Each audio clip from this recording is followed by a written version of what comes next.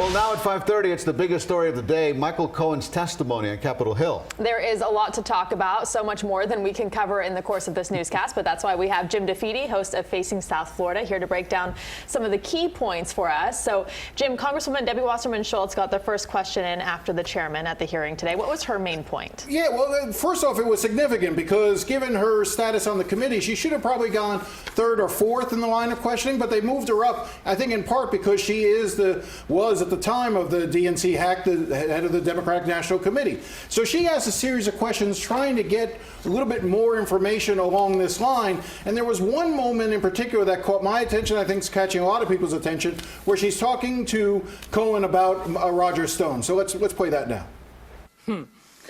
Roger Stone says he never spoke with Mr. Trump about WikiLeaks. How can we corroborate what you are saying? I don't know, but I suspect that the special counsel's office and other government agencies have the information that you're seeking. So there's a couple of interesting things there. Obviously, during his testimony, he said that he was present in Donald Trump's office when Donald Trump put Roger Stone on speakerphone, and Roger Stone was explaining how he knows he just got off the phone with Julian Assange, he claimed, and that there was a dump coming. Now, it's interesting in two things. One, you can't prove it because there's only 3 people in the room and 2 people deny it. Roger Stone denies it. He issued a statement late today, as well as Donald Trump has denied talking to him.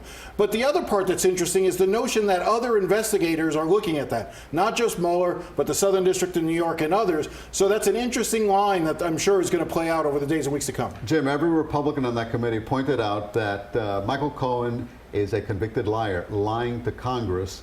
Do you think he came across as believable?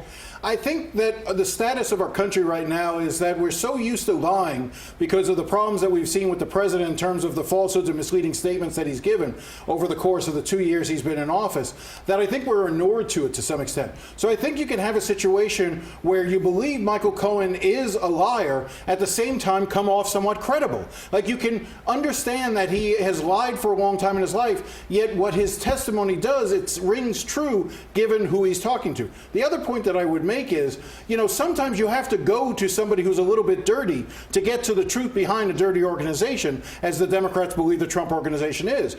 A classic example is Joe Valachi, who committed many, many crimes, murders and all the rest, came before Congress in the 50s or 60s and testified about the mafia. That's the way you get to the truth. Jim, very quickly, I want to get to Congressman Matt Gaetz from Florida. He issued that tweet, and then he shows up at the hearing. Yeah, a little bit of psychological warfare. Look, Matt Gaetz is, generally speaking, you would consider him a junior congressman from Florida. He doesn't have a very high ranking, yet he has a way of drawing attention to himself. This was a bit of grandstanding. We can also report, though, that the tweet that he posted yesterday talking about Michael Cohen and whether or not he has illicit affairs and is his wife going to cheat on him while he's in prison, well, the Florida bar has confirmed to me that they are investigating Matt Gaetz following a complaint by someone in the public. That's standard procedure. If anyone had filed a complaint against Matt Gaetz, they would investigate. Matt Gaetz will have 15 days to respond to the Florida bar, and then they'll see if they proceed with a more formal investigation. I think the Ethics Committee is going to look at it too in Congress. It could be a number, and it could also be witness tampering and witness interference.